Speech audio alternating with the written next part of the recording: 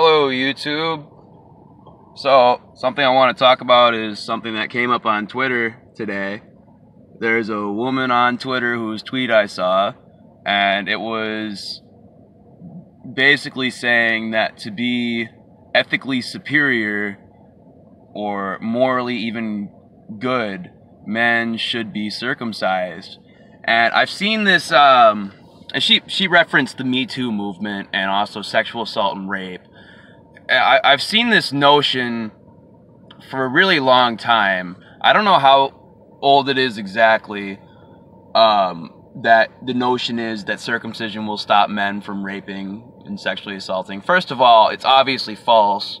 Like 79–80% of men in the United States are circumcised, and rape is still an issue. It's not all just the intact dudes raping. I bet it's even less the intact dudes than it is circumcised dudes, if I had to guess. But the first place I know that this notion that circumcision will stop men from raping and make them morally superior in that regard is 1890s American medical literature. And if you don't know about 1890s American medical literature in regards to circumcision, at that time, circumcision was being pushed into the populace as a preventative measure to stop people from masturbating. Oh, masturbation! Because they treated masturbation like it was a disease. So that's the time frame that we're coming from here. And they also cut girls for the same exact reason. That didn't stick for some reason, you know. Ooh. So in the 1890s, there were multiple people trying to get or convince people that mandatory or mass circumcision of Negroes, you know, black people, the people we stole from Africa, or Africa sold to us, whatever way you want to think about that, you know, people that were slaves here. Yeah, there was the idea that every black man should be circumcised to control their sexual tendencies, to make them stop having sex with white women, and stop raping. They were just saying cut their dicks so they don't rape, just automatically. Black men are rapists, so cut their dicks. And then this person on Twitter is basically saying the same thing. Men are rapists, so cut their dicks, just automatically. And the thing is that I am 100% certain that if there's any effect on whether a man is going to go and sexually assault or rape somebody else, the rate's going to be higher among circumcised men. And the reason that is I think this study was by Sorrells, and it showed that 51% of adolescent boys had PTSD, like the full symptoms. In 2000, the study was done, I think.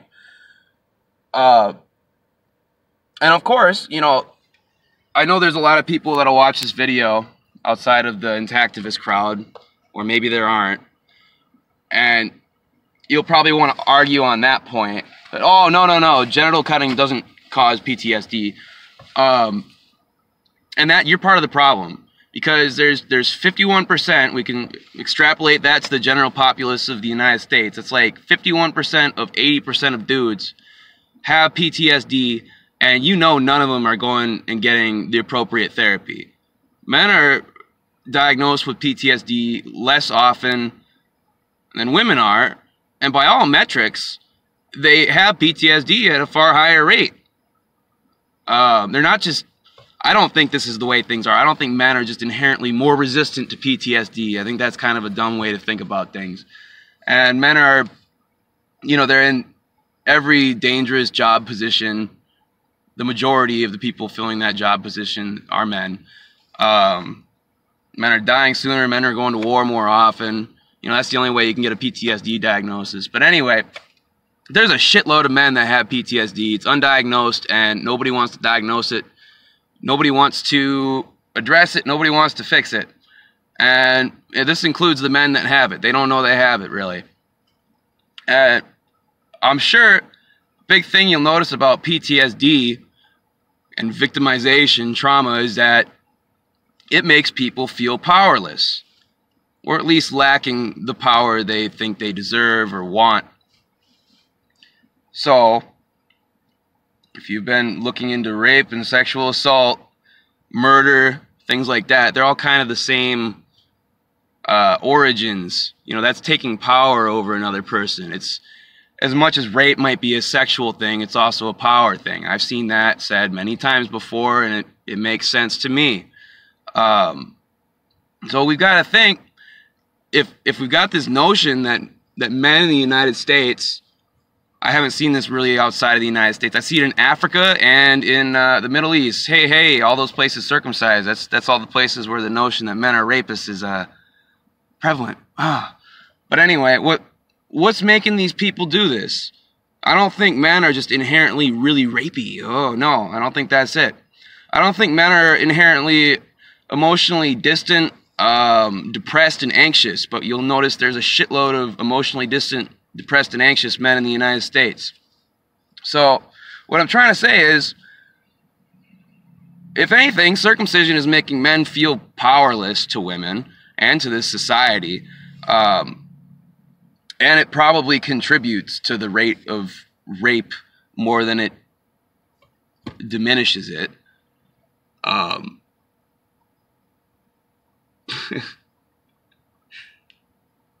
Well, that's just such a stupid view to have, that circumcision will stop rape in any regards or make people more ethically sound.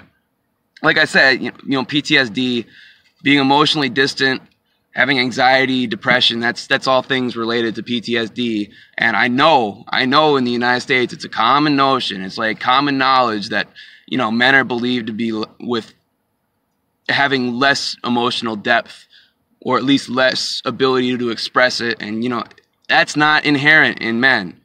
That's an effect of what's been done to men in this country. So, to some extent, you've got to say, well, men feel powerless to even express how they're feeling. You know, even on that level, men are feeling powerless in this country. And I don't know. Well, really, I do know, but...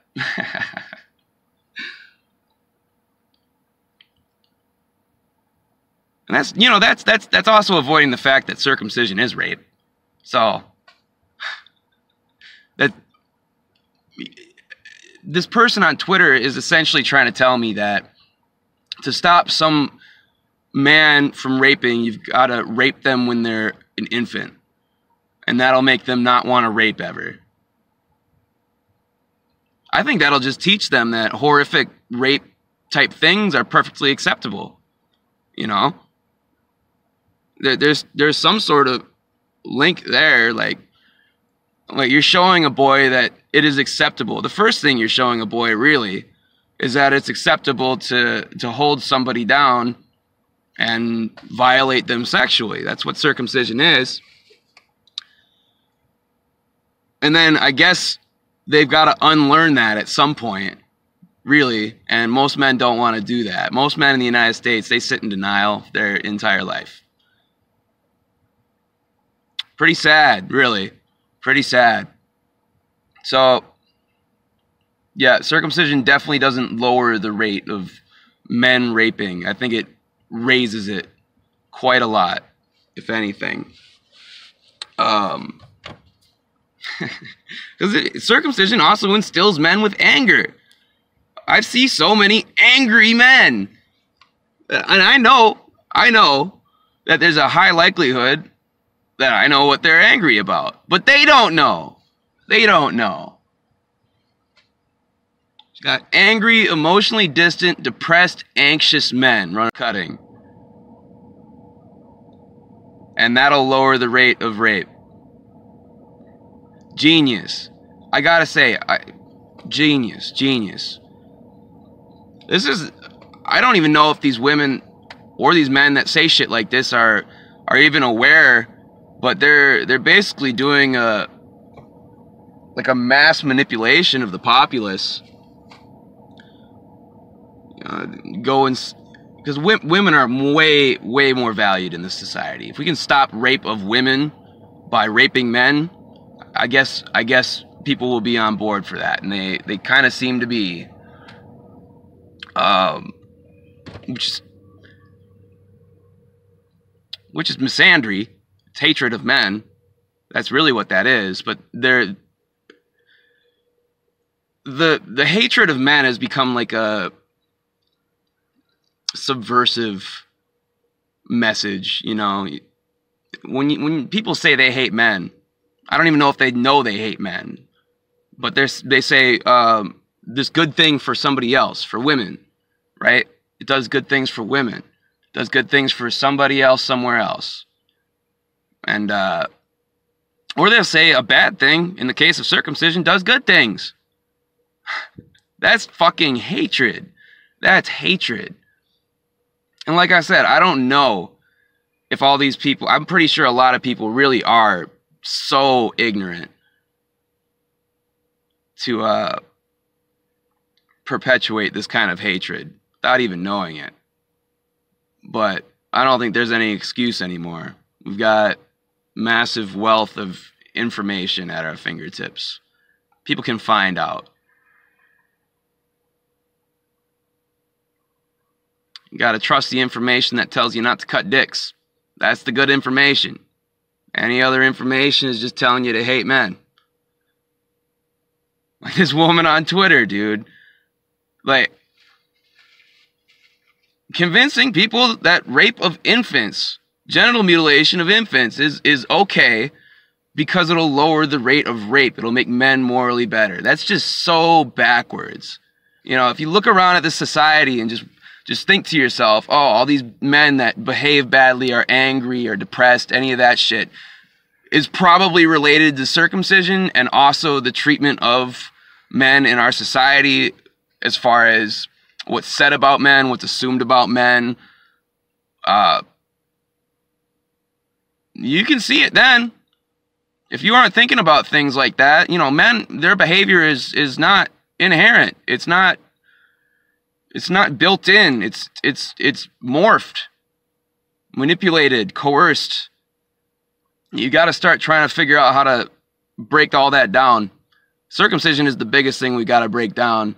I think everything else we can break down fairly quickly after that, but circumcision needs to go down. All right, well, that was a bunch of rambling bullshit. Hopefully you got something out of it. Goodbye.